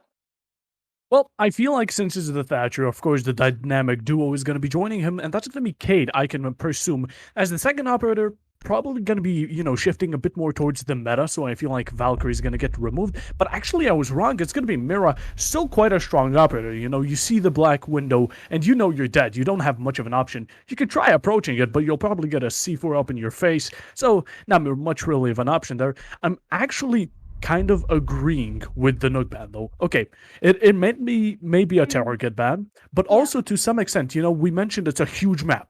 So you need to clear out things quite fast, and Nook actually is kind of the operator to do that. You know, she can clear fast, get into side, even has grenades, a lot of frag potential. So maybe it is shifted towards, you know, actually banning because of a player doing good, but I feel like it's also some reason behind it. You know, you don't ban Ash just because someone got a 4K in one round. So yeah, with that in mind, I kind of like these bans. You know, I was still expecting a bit more Valkyrie because with just the amount of intel she can give, like, this is a very open space. So with Valkyrie, the amount of intel, you know, the C4s, the verticality you can use is just absolutely insane. So, you know, while the players still probably want to use her, I'm actually seeing quite a surprising pick here. Now, Echo, okay, I feel like Echo nowadays is underestimated. You know, he got nerfed a bit, but back in the old days, he would be one of the top bans, you would say. Yeah, exactly. But he's not used anymore, yet he's still strong. Don't get me wrong. His guns are okay. Secondary, completely fine. He has impacts, makes rotations. He can still get a lot of intel, you know, plan deny, all that type of stuff. And then we also have, you know, normally you'd pick Vigil because the time waste on this map would be exponential. I mean, you have a huge map to clear, plus a Vigil. The time is gone instantly. But in Oryx, I still see potential. You know, hatches are quite a big part of this map. So with that in mind, let's actually... Squishy, let's take a look at the attacker lineup and what's happening with them. I mean, straight through it, and definitely going to take advantage of that big Monty shield, as Decent will be running that. I think it's going to be such a basic play. They're going to get the thermite. It's going to be the Montaigne covering the thermite plant on the smoke grenade. I think it's been such a quick take already into CC, but yeah, the hatches are both above, and there is something to worry about as members will be around that open area on that square, and it's going to be up to the lurking players of Goldinis to try and hunt them out. And that will be last play, I think, trying to go from above and just take the players out. But all these hatches are going to be open. It's going to be the top hatch game, but I think, Bob, you can actually get the plant without being seen from the hatch, especially the smoke grenade and the Montaigne to cover. As last killer will definitely be doing those clearing out, which I said. He will be top square and finds out Vapor with a headshot. And that Oryx will fall, and no Oryx potential seen for the rest of this game. And I mean, last killer, he is the only man lurking. I think he's going to really have to, a lot of pressure on him to hold the back, as there are 3 members above. Who's NGen? I think Ashy was above. Possibly rotated back out. But I think left on site, it's going to be these smoke grenades all up to him. Yeah, I mean, you were right. There is a plant spot where you can be seen through the hatch. It's quite actually in just on the little corner you have by the breach. But of course, you do have Echo, you have Smoke. There's so much potential to deny plans, but it's not being used fully. There was an Osa shield, but not quite used actually. Of course, it got broken and immediately, and this Thermite seems to be stuck. He gets down, and the diffuser should be in the hands of the defenders. There you go. While though, actually, the Monty does come in for the clutch. They have the Echo, but will he be able to execute in time? He gets it down, destroys the Monty, and the replant is happening. Actually, a lot of smoke damage is coming through as RPT gets a kill onto the Echo, so no more drones are going to be used. It's quite a, it's a 5v3 situation, and time is not being wasted. There's another double kill from the Finka, delivering the second blow onto Castle, so not more verticality, the last two players are just downstairs, as actually the first kill from the defense comes from the Oryx onto RPT, so a bit of a refrag. The Legion just fighting for his life completely, using everything he can. I mean, they're trying to waste time, the smokes are completely out, the Legion is alone on site. If he gets a frag, he does. Will he get another one? No, he doesn't. He gets knocked. It's finally down to the last smoke. The plant is down. It's a Monty and Thermite. What will they do? Actually, Finka is down to triple kill, and of course, Thermite will not be allowing such a clutch. And that's going to be round one, going over to quite, I would say, it's not basic, okay, but it's based on quite a basic strategy, you could say, from the side of Goldinis. Yeah, they still managed to pull it off quite greatly, an Osa and a Monty, just to make sure that the planter is protected. Of course, while the smoke was there with Echo, he was not there for quite long enough. I mean, I think just at the end of that execute, it was such a symbolic round, just smoke grenades flying everywhere. You had Legion drop into sight from the hatch, and no one managed to see him until he found a kill. And you had all the shambles on the breach with the Osa shields, the Monte, the Echo drone all going out. But I mean, a round is a round, and it's going to be a free round. Well, not a free round, but it would be a good start for Goldinis. Something which didn't take that. I mean, I don't really want to complain. It was a basic push. You had the Montaigne on the Thermite. I mean, that combo on CC is so well predicted. I mean, they did win it, and Aura Esports weren't as prepared as they were. But I really thought that the Echo would have done it for Aura Esports, and that smoke, and even the impacts getting that Osa shield. But 5 seconds left. moving on to the second round, it will be the same site. No, it's not the same site. I'm completely blind. It will be open area, and we see the Oryx gameplay coming back out. I mean, the amount of patches which there are, which you said, you can go from top to bottom and bottom to top in seconds with Oryx. And with that jumping ability, it will be quite an annoyance for Goldinis. They'll call out, oh yeah, Oryx, he's bottom floor, lurking, and then he'll be in elevator in about seconds. So they got to watch out for that one. But I think a quite unusual setup, because you don't see open that much, Bob. We don't see open. We have to admit that. And I haven't seen this kind of setup. Because when I do see open, it's very basic, play a bit of a roam game with the Vigil, reinforce hatches, but nothing more than that. Nothing more than that. I mean, roaming, like I said, it's quite influential. And, oh no, Zofia getting way too close to his enemies without even knowing it. Actually, the shotgun misses, and the Mute's going to get finished. Quite a fail for this side of Mute. L's in chat. As, of course, the first defender is going to be going down by the hands of the not-so-nerfed LMG. Siege, listen to me. They need to be nerfed. Just make a cooldown or something. Back to the topic. Of course, Mute, not too much of an importance, but he still has that C4 that can actually bring him maybe even a triple kill at the end. As of course the Finka is gonna be getting, traded out for that Mute by the one and only the man. Of course, verticality is coming. It is slowly dropping down on these defenders. They're gonna have to start moving around for the rotations, being very sneaky, or maybe even counter-attacking themselves. I mean, they have a Valkyrie who still has a C4, but that's kind of the only thing they have going for them. Of course, Hibana just jumping into sight with the diffuser, nothing in mind, just brains off. Let's jump in through the window, and that's going to be a kill onto the side of Castle at 3v3. Quite a trade. I mean, the sites are just, it's just a refrag faction at this point. It's just one after another. I mean, it's a 3v3 still, and with a minute and 10, I mean, I feel like it's going to come down to like a big boss battle at the end. It's going to be a Buck versus all three of the defenders, like a Dark Souls boss battle. Yeah, and a lot of time to work with, especially on the vertical with the Buckingham, with the skeleton key. It can do a lot of damage, especially on a site like Open Staff. But I think it's going to come down to the very end. If it's going to be one player from Goldini just trying to absolutely rail everyone through their heads, but I think it's going to be come from the square take. You do have Pews holding up, I think, Files. I don't know the name. Please remind me, Bob. Archives. Right. Thank you, Archives. It's in the bottom right. Above Yeah, I the know. logo. I'm blind. I can't do it. The swing comes out from the sign up. RPT does find A and J, and Brumbachi will add on to that. Now the 1v3 left up to Fuse will find one. Very winnable now. Just have a C4 in hand and vacuum cams all around the map, but the swing comes out from D7 and Fuse will fall as Goldinis find their second round, and it's looking like a bit of a mirror map to what we saw in Oregon at the start. But yeah, thank you for the Archives. I struggled to read. I'm 6 years old. No worries. I have been reading Buck's name for about 5 minutes now. Brumberchi. I'm not even gonna try and butcher it. Brumbachi. I will not even try and butcher it. I'm just gonna name out the operator. I am giving up. But sorry to the player, no offense. But you know, it's quite interesting. I feel like Bank is a bit more attacker sided, yet still Aura Esports actually picked this map and picked defense on their own. So that's actually, quite interesting. They feel confident, or it's either maybe they just want a bit of a warm-up between go. Fair enough. Wait, what? Isn't that? No, I think you got the opposite way around. Bomb located by attacker. It's fine. We've all done it. All right. Yeah, just a mistake from my side. Yeah, but pretty much, it's looking pretty good for Goldinis. It's a 2-0. Not too bad. I mean, Aura Esports still have a way to go. They can still win in the 4 round without a problem. They just kind of need to work off of it and not, do huge mistakes that lead to these dents that, of course, Goldinis can penetrate them from the back or any type of stuff like that. Whoa! Penetrate from the back. You gotta show that. It's a bit of a pun, you could call it nowadays, I guess.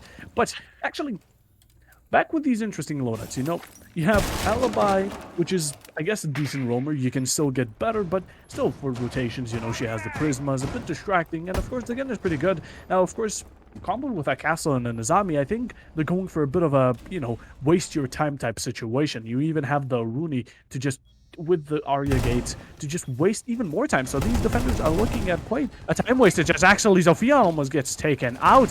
Very close, but quite, not enough for him to be out of the game. You have that thinker as well to, still some HP back throughout the game if he wishes to stay alive. But as I said, as the focus point is for Goldinis, top square, try and push in, push on Xander. Xander's gonna swing out. Nate pushes him down the hatch as D7. That being said, just find Fashy. Brumbachi still very low HP. Oh, yeah. He does finally get that Finker surge, but Brumbachi will use that Finker to his advantage and easily take out Vapor with a lovely headshot. And now we're left up 3v5. Man count all in favor of Goldinis here. I mean, Fuse actually might get a crispy shot off, but they're instantly shot down by Brumbachi as no flank will be initiated by him. 2v5, all in favor of Goldinis to win this round. And it's looking like Goldinis just completely shut down. Oshisho just applying more pressure. Another Finker surge to get Brumbachi up to 50 HP. I mean, it's just a time game as RPT actually takes out Brumbachi, but now the plant going down. Zandran getting pinched from both sides here. Gon 6 will go out to try and put some pressure on. Swing comes out. Easy kill for last killer. And A&J left alive. All in Janta, all alone. But from the rotate, caught on both the breach and the window will be taken out. And the third round goes in favor of Goldinis, and considering it was not their map, it's looking like they have something to bring which we haven't seen yet. I mean, hey, Goldinis 3 rounds in a row, not too shabby at all. I mean, they've been performing quite well. Their aggression and passive play is actually comboing quite good. It's like a counter combo against Aura Esports. While they are trying their best, of course, Aura Esports to counter it, it's not working quite well. I mean, they're being passive and they're being aggressive at the wrong time. You saw the Finka absolutely get swung on, but you just don't challenge an LMG. It's just not possible. LMGs these days, it's either you get a headshot or have a shotgun in close range. Those are the two options, unless you're just built different. But we're not talking about those operators. We don't have Tachanka in here. So with that in mind, of course, we're going back downstairs. You want to give it a retry. It was the closest they've been to winning. So maybe a bit of adaptation, and they can actually do it, as it doesn't seem like, of course, Goldinis will be going for the same type of play. They're not bringing a Monty or an Osa, so they're going to be switching up to a bit of top play. You have the Hibana, you have the Ash Zofia, just a Finka in the middle to actually quick out everything, but I take my word back as everything is instantly switched over to the Osa Monty and Thermite going back over to the server side. They're going for the same type of strategy, but will it work? You know, you have a Mew with a C4, back to smokes, but no echo today. You think you will? I think they're going to completely bait out those Goyos and every single C4. And considering that hack is reinforced, is that actually... Oh, maybe... I want to see T7 just hit a one tap. Just for the pole champ, you know what I'm saying? But I think considering that CCTV is completely closed down Nor Esports side, they haven't even taken notice of it apart from the two reinforcements facing. I mean, you have that shot in the ADS, but no one's there. You have 3 ADSs, a Naruni gadget, and a shield. Am I tripping? Like, is someone invisible? What's going on? No, I think someone decided to head out just for a second. They went to get some coffee, maybe something like that. You know, Maybe Romans are just the pretty tired. TikTok. Yeah, probably. Just probably. But actually, the first kill is going to be dropped by Aura Esports this time. You know, it was always Goldinis dropping the first one, but they're going to be turning the ties as it's turned into a 3v5 instantly. It's right below 2 minutes, and, you know, defenders have not yet wasted too much utility. I'll go Yokan or 2, but that's not too bad, actually. You know, you've gotten the Thermite and the Finka, which would have been actually crazy in the late round. Monty as well getting down. It's all just slowly starting to fall upon the side of Goldinis. Not looking too good. I mean, the breach can't even go off. The Thermite's gone, and they don't have a Habana, at least not from my eyes. But, of course, with that in mind, will the Monty be down, or will he get picked up? It seems like it's going to be a bit of a pickup. Osa still with some utility in the back of her head, and, you know, it's a minute and 15 seconds, so they're going to have to, you know, decide to fully push in or switch sides. Another kill comes up from ANJ as Mbachi falls 2-5 now. RPT doesn't have to use an hand, but looking very unrealistic. I mean, I said they were going to win, but I think Aura Esports, they just capitalized on the predictable play, and I don't think they should have done the same shot. They should have switched last second. But I mean, with 50 seconds remaining, they're going to have to push in. RPT trying to go for pre-fire, but no one's going to be swinging. Safe and sound as Aura Esports. No, actually, yep, safe and sound, I say. Vapor's just happy. Going to go for C4, but doesn't land on anything. And I think Aura Esports, they've confirmed this round, I mean, just from the early frags, because as you said, it's always Goldinis finding the entries, but it's a switch around. So RPT falls and has left a D7. He's got a shield, and he actually, no, he's going to be strong from too many angles. Does find Vapor, in a 1v4 clutch. And I think if he clutches it, actually I don't think he clutches it, but if he could clutch it, Bob, that would be cool if he could clutch it. You know, I'm just praying one for the tap all of them. underdogs. I am always for the underdogs, but sadly, that's not going to be happening. Very sadly. Depressingly. Depressingly. We were all crossing our fingers for the Monty pistol clutch, but of course it didn't come down to that. And we're going to be going for a bit of a tactical timeout. You know, they want to talk through. Actually, Goldinis were on a pretty good rush. So I feel like with this timeout, you can actually cancel out the, I guess, the streak that Aura were maybe going to pull up out of nowhere.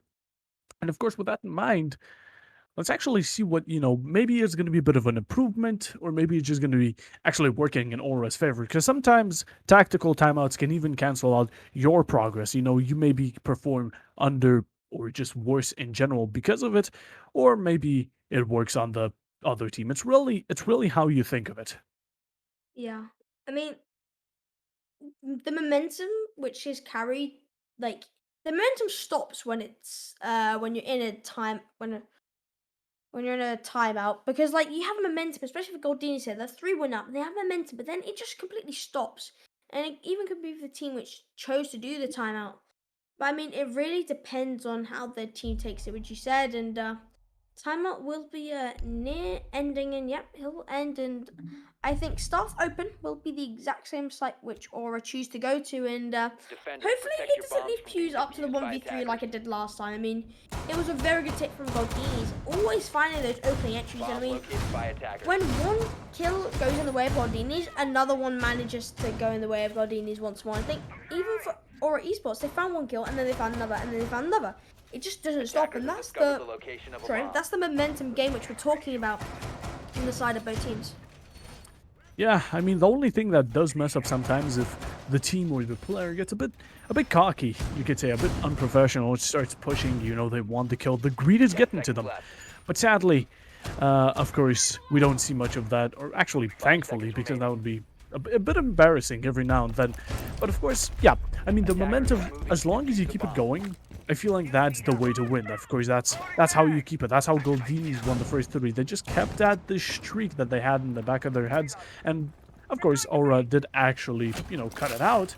But let's hope this tactical timeout worked in the favor of Goldinis, because if it wouldn't, it'd be pretty embarrassing. You take a tactical timeout, but they're going for a rush in sight. Buck already taken out. It's a bit of a refrag for the Zofia. Another call onto the sledge. It's going to be a 4v3 situation instantly.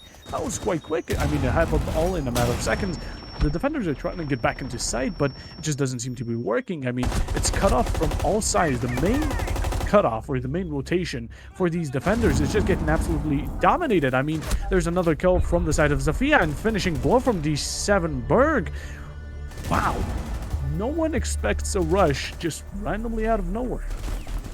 I mean, expect the unexpected with the Goldinis, as we saw it on Oregon. I think they do like a Russia map. It's always a Russia map from Goldinis. We saw it on Oregon, and it worked out. I mean, they jumped through the window, and especially when like Staff Open, you can't really say there's a default push because it's very unknown side. We originally see Archives Terror a lot more than Open area, and I think just when nobody is like, you can't really expect to push because there's so many ways you could push, and like let's say for Attackers need to locate and for defuse bombs. consulate bottom floor, you expect the breach being open and the vertical blade. That is like the default, which some would say. Even that push from CC, that's like the default. You get some hatches and maybe you go for the CC with the Monte and Thermite smoke, etc. But I think with just a so unexpected rush like that on like an unknown site compared to the other sites, it was a good call from Goldinis, and I don't actually know who the IGL is. Trippin', do you know who the IGL is? Because I think, no idea. I think I remember asking who the IGL was. I think they're all the IGL. Like they all have a say in, especially with the chemistry. Because I've seen Goldinis play a lot, like even the single men such as Icon, and I've seen Brumbarch play as well. Just they all have a mind of their own, but they all seem to think the same way. And when you have a team like that, it can really work out no matter how you want to play it out. If it's a really bad strat, they'll make it work. A bomb has been located. I mean, yeah, sometimes I feel like sometimes teams or like starting teams get this role of IGL. You have to follow exactly what the IGL says, and then when he stops talking, you become a robot. But you gotta learn to, after you get the thing done that was ordered to you, you gotta think for yourself a bit. So I feel like that's also quite an interesting part about Siege. You just can't become a robot after someone tells you what to do exactly. Like, you gotta think a bit on your own. If he says, okay, open breach, you can't open breach and then just stand in front of it like a NPC. But actually, let's cut that information out and let's see what's currently happening. I mean, it's a top hold, very strong. I mean, the head holes are looking all the way into, of course, stock. I mean, it's a strong hold, but it comes down to the peaker's advantage. And yet again, I mean, it's pretty similar, of course, builds or team roles, I guess you could say, that are being brought up. But this time, a Doc. I'm actually quite interested. You do not see Dog being played at all. People prefer a Thunderbird even or just any type of utility operator. But Dog, it's quite interesting. Most of these gunfights have been just you get into it and you die. There's not much just like right now, Aruni getting actually the F2 being brought upon her, and with that, there's now no opportunity for the Doc. And if you would want the MP5, I mean, you could just take, of course, the Malusi, or there's better options if you ask me. But I feel like it's more a fan favorite, a preferred choice. Yeah, but I thought that was a player, but it's someone outside from the outline. But I mean, obviously it's the last round for attacking Goldinis, and obviously they want to finish it off on the 5-1. But I think for Esports, I mean, 4-2 is a good split on any map. Attack or defense is strong, but I think Goldinis, they're not gonna let it happen. The string does come out from top Xander as you see in the kill feed. Icock does find a counter flash shot, I do believe, or maybe it was Vapor. I'm not too sure. Remind me. But actually, the repel comes in from D7, and you're actually gonna find the play on Trump completely lost. There's no sound will be heard from A&J. The push comes out. Top Xander just found, but instantly traded back by Class Killer, and the half is finished off by Brumbarchi, and a 5-1 split on Ori Esports map. Will this be the fall of them? Ooh, a very strong start from Goldinis. 5-1. You're looking at quite a good position. They win 2 more rounds, and that's it. That's literally game right there. Of course, just consider how stressful this has to be for Aura Esports. If Goldinis wins this round, okay, let's say, Aura Esports will have to win 5 rounds in a row without losing a single one to actually be able to just get to overtime. Not fully win, but just to be able to get an overtime. That's how stressful this overtime situation or this huge difference in score can be, I guess, impactful, because you have to play for all or nothing. I mean, if it's a 1v2 situations, it's either you clutch or lose. And it's quite a hard thing to go through, but of course you have to manage, or it's either just go down. It's kind of not much of an option there. Now, I'm going back upstairs, you know, even though there's been a role switch, we're going back upstairs, you know, we're going to this, I guess, I feel like, is this the most played site we've been through? I feel like this is the most played one we've seen today. Yeah. It is. Okay. Yeah. With still, castle on this map, it's just X. I love castle on this map, you know. The amount of pressure you prevent from windows, all that type of stuff with castle, it's quite excellent. And also, I always bring this up, and even with casters I have casted before, but Zero is one of the only operators that can do almost everything on his own. A Gon 6 soft breach, hard breach devices, a good gun, flank watch, and you know, for intel, his ability. You too. Yeah. I mean, intel. So Yeah. Zero is just everything. Yeah, especially on a map like Bank. There's so many places where those cameras can go. And on Chalet as well, just maps which have such a big volume. Yeah, using that Pythagoras maths, whatever. With such a large volume or surface area. But yeah, you get the point. There's so many places you can put those Zero cameras in. I mean, look at that. No one's gonna spot that. I'll bet you 10 pence that no one's gonna spot that. Just in case I do someone to spot it. You get the point. It's very unlikely. It's just making sure I don't lose, like, 10 grand, let's say. But I think very unusual push from Aura Esports going for the main take. Do you see some pressure being applied on those stairwell coming from close? From Brachi, just gonna trade back onto Fashi. That being said, Xander finds RPT in the close gunfight. Is Icons actually running? Flipping castle shotgun. What the hell is he doing? I mean, he's running it. I bet he packed the black ice. That's the only reason why I did. He packed the black ice in the break, and now he's running it. I mean, expect the unexpected with Icon. In the VC9 said he's probably screaming. Trust me, I know he's probably screaming over that kill. Last kill is gonna find A&J. I mean, look at he just got the shotgun. He actually might win that gunfight. Xander just find RPT. He finds another shotgun kill with Kuz. This is definitely going in top plays ever in Fan League. Icon got the shotgun in hand. I mean, nothing stops that man. Once he's got one, he does not stop. I really want him to run out and just kill Xander. Yeah, I mean, Icon. I mean, whenever Icon goes, I'm pretty sure there was like, I don't know, like 2-3 seasons ago, it was on this map and there was a Kavira. It was Blue Jays versus Noese, and Kavira came out with shotgun. It was absolutely killing everybody. But yeah, I think Bob, I think the round's been said and done from Icon. I mean, I just really want him to do something cool, like run out and just kill Xander from like a very far distance. It'll be cool to get triple.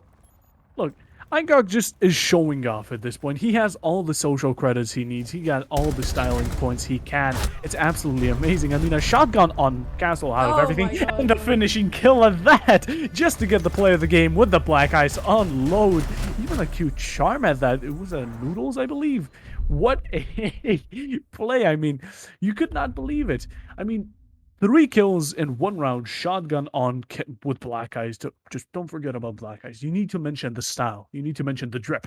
Of course, on Castle, out of all operators, I feel like I'm just gonna start using it in ranked now. You know, I'm good. Icox is my just. It's like a Doc or Rook shotgun. It's really good, but like.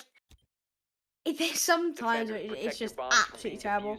Like you're in one position and you get. But I mean, Icon, he runs through it, but it's a new rank strat. The Doc Rook shotgun as well. You know the shotguns, right? You know how OP they are, right? It's just crazy because people only use shotguns if it's a secondary shotgun, like or Gridlock or like a super short like Gridlock or Castle, or a SMG11 combo like Smoke and Mute. Yeah. I actually would want to see Icon do the double pump, that double pump method, that double shotty. method with the super shorty as well, like switch between both Oh. of them. Because I actually used to do that 5 once. seconds left. I mean, it works from time to time, but in a game like this, in a Attackers' scrim, objective is to locate a bomb where and defuse you've it. got your face over against or Esports in the round one of Titan Series. Actually, is it round one? Yeah, I'm disabled. This is the round. Yeah, this is the round one of Titan Series. This is going to be a proposal to Ubisoft in general. Vigil, Boss G, okay, but then a mini Boss G acting like a super shot. Oh, Just, okay, I don't want to say anything, but I'm just feeling like that's the best combo. You have a little That- sniper. that would be hot. That'd be Like attractive. Cade's- Imagine like Oh you yeah, know like the Cade Cade. secondary, Oh yeah, like or like nomads. Yeah. Yeah. Oh my god. but it's a shotgun. Oh my god! You just whip it out mid gunfight and just kill everyone. Oh, people are dying and you're talking about a Yeah, mini Boss I G. mean, if you think that's bad, there was one time it was like I think it was like match point or even overtime, and me and someone else talking about we were relating R6 to Minecraft. I don't know how, I don't know why, but yeah, things happen, Bob, man. The It's question- it's Tan League R6. The question isn't why, but how? How? I don't How? know. Oh, we were talking about like vertical, but I was talking about like breaking blocks or something. I have no idea. It's Well, really I mean, random. in this connect. I mean, there was also. I think we should focus on the game. I think we should focus Yes, on the game. yes, I agree. Kills are going out. It's match point. Or Esports gonna win 5 in a row, and I can't. He finds a kill to Vapor with Again. the big shotgun. Yeah, again. It's always Vapor, man. He fourth smashed kill, his man. picks. I It's mean, his fourth kill. watch him get a 4K. I mean, they're actually down 10 as well. And Aurora Esports have been wasted a lot of time. But now there's no action. I actually want to say, like, on stream, like there was one in a Champions final, in Champions Series final. We were talking about like our favorite cartoon show, like really random. Your favorite cartoon show? Yeah, like we had a whole chat. We had like 2 rounds of just being about movies and TV shows. I mean, okay. At some point, it is quite fun to listen to that, but I feel like right now it's match point. Goldinis are literally fighting for Yeah. all or nothing, and so is Aura Esports. I mean, Icox is just absolutely dripping out with his shotgun and just getting his 4th kill, maybe even a quad kill Oh at the my end of God, the day. watch him. On main stairs right now, ready to assault this person. He gets the shotgun out, he spreads it, but no damage will be dealt. The drone gets missed once, but not the second time. I mean, oh, it's coming down. I mean, it's a 3v3 situation. All 20 seconds operators are left. still... Yeah, 20 seconds left. I mean, the attackers are on a huge time limit. All these... Attackers have located And a Smoke still bomb. has 2. 15 He gets seconds shot out into Vault. It's a 2v3 situation. The Oh, Smoke with no. the shotgun yet again. But he gets taken out, pre-fired. And that's going to be our Esports actually winning their 2nd round. Not losing quite yet. They're going to be fighting for all or nothing, just like mentioned previously. Yep, and they've got 4 more rounds to hunt down. If not, they're going down the bag here. I mean, Yes. Goldinis already 1 map up, so it is 4 rounds, or they are, I think, deplays into the lower bracket, right, Trippin? Yeah, they're going to be put to lower bracket. And obviously, it's not the worst thing, because you do get a second chance when in the upper bracket. But I think, like, you always want to have that Attackers need to lifeline locate and in defuse the as upper many bracket bombs as they can. when you can go down to the lowest bracket and then just come back up and have that chance of coming straight back up. But I think Goldinis is going to try and close out here. Is ICOC will be going off the double, Oh, not double shotgun. Yeah, very sad here, isn't it, Bob? I mean, you're crying it is. behind under- those shades. I Yeah, see it's it. just all tears. It's real. It's like it's just an ocean behind here. But yeah, I mean, okay, fair enough. Having a second lifeline is good, but I mean, getting into the 10 seconds actual left before insertion. grand finals in the upper bracket, and let's say you play off a team you've 5 seconds absolutely dominated earlier, that does actually give you a huge confidence boost. You know, you have a lot of confidence, a lot of positivity that you're gonna win because you've already absolutely done it in the earlier games, so why would you not be able to do it now? So yeah, I feel like just being in the upper bracket, just stay there. If you can, just stay there. There's no reason to drop out for no reason. But yeah, it's back to match point. You know, upstairs, actually not upstairs, downstairs, and of course with that, we're going back to the loadout. You know, it was Doc one of the rounds, but now we're going on to Thunderbird, and Thunderbird yet again. it's a very useful operator if you get into gunfights and leave alive. You take some damage, you can go back, reheal. That's good. But if you're just like with most of these players, once all these players, most of the gunfights we've had, it wasn't down to HP. It was just the second someone was found, it was a gunfight, and it was all the way till the death. So healing operators don't make sense, but they're still useful. Don't get me wrong. They're still a good pick. I mean, and just to cut off our conversation there, Brumbarch will take out A&G's massive forehead. I don't know if he actually has a forehead, but I'm trying to emphasize that he got headshotted if you didn't get my analysis on my English essay. But yeah, 4 rounds slapped down, which I've said too many times already. A broken record over here. But I mean, Aura Esports, there's a lot running on them. I mean, Brumbarchi is low, but I think on this downstairs, at 1 minute 30 left, and Vapor will find that trade back onto Brumbarchi getting revenge. Help with the Jackal. Actually, haven't really spotted out that Jackal. I mean, trying to hunt down those feet, but everyone else would be located onto site. And with 1 minute 10 remaining, Aura Esports do have a lot of time to work with. They will be starting to get hatches now, and I think even in Oregon, they've always started to get hatches around about this 1 minute 10 mark. Very consistent, good time management, and will come up to the execute if Goldinis is going to try and hold it out on Aura Esports. Just trying to use the rest of their util as a site, as we do see 3 flashes, 2 nades, and 2 smokes, all for the execute saved, but I think it's actually going to be switched. They get open and stairwell, and those main stairs. I think it's going to be an armory, not an armory, a security, not security, a CC kind of side, and the swing comes up from G7, gets it down, and the nade will take himself out, but obviously he does get down, so Vapor will fall. Now the 3v4, now Flash is coming out, 35 seconds remaining, Goldinis on the line here, D7 being pushed, wide swinged out, and will easily get taken out by Flash with a headshot, as he stays on his 100 HP, 25 seconds left as Zander just have diffusion in hand. I mean, mixed signals of where Aura Esports are really going to push in from. Do you have pressure on Armory, but no breach taken? Icon has the crosshair through. Like, you've got a C4 as well from last killer. 10 seconds remaining. They're going to try and get the breach. The push is going to come in. The double kill from the C4 is going to come out. An RPT, or RPT, should I say. He gets the winner. And Bob, what are you doing? Oh my gosh, Bob. Bob, keep it up. Yeah, Bob. Huh? Yeah, Bob. Oh, Thank you're you. praying. Oh, yeah. Okay. So, back to the scene. I mean, Goldinis with a 7-2 score. What an absolute dominance. I mean, the previous, it was quite even, it was toe-to-toe, eye-to-eye. I've said it before, and I'll say it again. It was very close. They were matched, and actually a very close match as well. I mean, even like the votes. But this round, this match, this game, whatever you want to call it, Bank was just different. They just went all out on the attack, got a 5-1 score, and still managed to come out with a good old 7-2. Not too bad, not too shabby, and that's going to give them at least some reputation if they make it to the grand finals and go against Aura Esports. Again, it's going to be quite good feeling how you have a lot of potential to win again, because why not? You've won against them once, so, you have another chance. And yeah, I mean, it was supposed to be a BO3, but now it's a BO2, and, I don't have to melt in this suit, so that's great. But, yes, what are your thoughts on the game, Squishy? I mean, obviously, you weren't here for the Oregon map. It was so close on the Oregon map, and it was very close, and it was round by round, pretty much ping pong between rounds. I mean, Goldini's found one, then Aura Esports found, but I think Goldini's just really showed their dominance on Bank. And it was clear that they made their way through to round 2, which will they be facing off against Laburnum Gaming, which also took 2-0 against Team Invictum.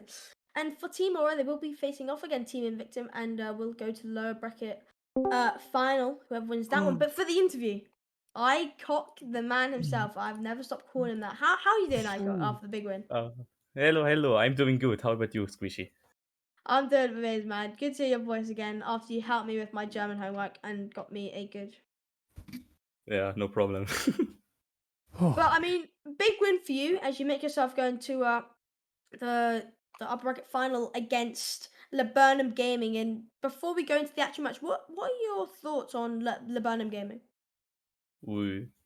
Yeah, a really good team. But what I know is that they need to play with like a lot of subs and with their coach and with their manager. So will be a good match, but I don't know which lineup they will play. So, Yeah, you can't really base off any previous games. But Icon, about today's game. I mean, it is today. You know, it's the game you won.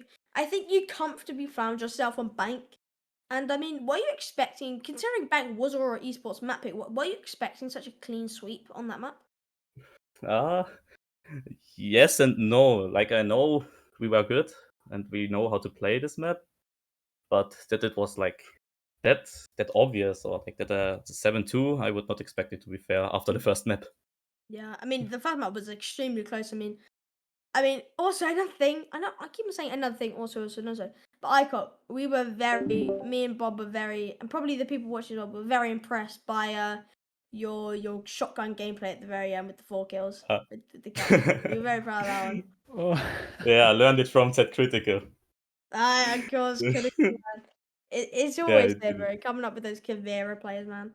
Those shotguns. It's always on Bank as well. It's always on Bank. Mhm, But sure. I do have a question because I Yep. mean, do you have like a game style? Because from like, do you have like an IGL? Because when you play, I mean, from I think I've already asked this question, but I want to like double check because like you've always like played so confidently as a team. Like you don't need. It doesn't look like you're giving people like direction and giving them like telling people what to do. You can just do it in like pre-round. You say what you're gonna do, and everyone just knows what they're gonna do. Like, do you have an idea? Like, if so, like, how does your team like work out what they're gonna do for the round?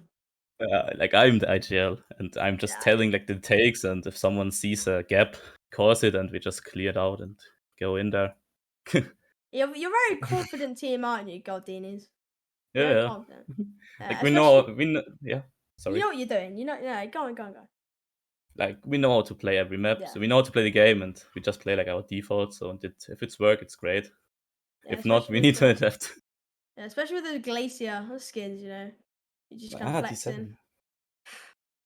But yeah, Mhm. uh, I'm not surprised you won because you are IGL. Just saying, big Yeah, brain. thank You've you. been playing the game for a very long time, and I think Aura Esports were just not prepared. But Bob, do you have any questions to ask him? I think I've just been waffling for a bit too long. Well, I mean, okay, Igox, of course, after being my idol now because of those shotgun plays, I mean, you are absolutely styling. I'm not even gonna lie about it. But, you're actually a pretty confident team, like mentioned by Squishy. So, do you think you'll be actually able to win in the playoffs? Be able to get to the grand finals, just win it all? Whoa. Like it will be hard, but if we scrim again, like active, then we would definitely have a chance and play on the top. But at the moment, it's a bit hard. Like we're not scrimming that often, Mm-hmm. but I hope it will be getting better from the next week. All And right. yeah, that's our plan. I mean, hey, you guys did absolutely phenomenal today. A 7-2 score. I mean, was there any type of switch up of, mentality, anything like that between Oregon and Bank, or did you just stay the same? Because the scores seem to be quite exponentially different. Yeah, like we talked about should we play with D7 and just do like our defaults again, like without strats and anything, or do we play it with thumbs and player strats? Because I thought they picked Bank because it's their strongest map and they will like play extremely strong on it. But I think they gave us such like enough free space so it worked. But Hmm, like No, no especially mentality switch, just that we stick with D7. I think that was the point why we played yeah. better. All right. All right. One more question for you, Ikox. One of these rounds on attack, I believe it was the fourth, fifth, around that round. You decided to go for a bit of a rush. So, what made you pick that decision? Because last killer said we should take a timeout. And I called like, yeah, guys, listen, if they go open area, they will probably go it. We just rush onside. They had like only one dude onside, it was Castle and stuff. I had my onside cam and yeah, called it and it worked. Big Oh, IGL brain players huge from brain. from Mm. ICOC. I can't call you ICOX. It's not natural. Yeah, And I made that ICOC is any promise. better? It's I hate still this the week. same word, squishy. It's just an No, S or without it it. it's not. It's a better. I asked to change his name to ICOC, but Trippin like might be very angry. Maybe Uh, icoxy. No. my God. Oh But like, god. yeah, I made a promise. I'd call him ICOC, so I'm calling him ICOC. But I think ICOC. I think I keep on saying it, actually. ICOX. very formal here. Anything? I mean, we don't have any questions left, but anything you want to say to the people watching, your fans? You know, because I know you've got a lot of fans. All the ladies watching Yeah, for your stream, uh, uh, or to like if Trippin, or to Bob, or to me, or to the people Hello. watching. You get the point. yeah. Also, first of all, thank you for the cast again, You're and welcome. thank you for the cast, Trippin, Squishy, and Pufferbop. Thank you. Woo, woo, Give woo. him a round of applause. Way. Give him Likewise. £5. Give him £5. No, I'm Give him cool. admin, Trippin. Give him admin. Give him owner. Give him owner. Yeah, Points. true. Give me the Exactly. home. Thank you. Oh my god, he's deleted the whole server. and, Yeah, you get a drink. and also thank you for the 7 for stepping in today, because yeah, it was like we did not know that he needs to step in today, like till yesterday. But it's good. We made it, so all good. I love him, and if someone supported us in the chat, thank you to the guys. And I hopefully we see us again after the next game, guys. Yeah. Thank you very much, Icon. See you in the later games. Bye bye. Very good. Goodbye. And also, just before we finish it off, we still want to give a bit of a shout out to some things. Firstly, Nightbot is putting the Discord in the description, so if you're not in, make sure. And yes, this is a shameless plug, and you will not stop me. So make sure to join. You can join the staff team, the casting, production, whatever you want. So just give it a try. It will not hurt you. And if you feel like you're the man for the job, you can apply anytime. And of course, with that, also thank you for the background staff members. We have our director Trip in here. We have the staff supervisors. All those people joined us. Thank you very much. And Squishy, Dave. thank you for making me, I guess, your guest for today. Even though I was not there for Oregon, I was most definitely there for Bank. Yeah, I think Bang was a lot better, sis. But I mean, especially just Icon just whipping out the shotgun. It's just a complete joke. It's always Bang as well. We've seen Cav shotgun, we've seen Castle shotgun, we've seen Oryx like shotgun with the hatches, some weird crazy plays. But yeah, I mean, obviously, another. I don't want to say shout out, but I'm gonna do it for Trippin's sake. Please donate to him for tomorrow's game, as we have. We need Uh, money. we need. We're not getting paid enough. It's gonna be Machine Soldiers against Maestria Esports. I believe I pronounced that right. Maestria. Yeah, Maestria. You get the gist. Maestria Esports. It'll be me and Jaeger casting that one. So make sure to hop on and see that one tomorrow, same time, July 23rd, of Saturday, which is tomorrow, which I've already said. I need to stop speaking. And if you were watching, please help us. We're trapped in Trippin's basement. Just call the police as soon as possible. I Yeah, need but help. He's doing jokes, stuff to me. jokes aside, fun stream. I think we all enjoyed it. I hope you, the viewers, did.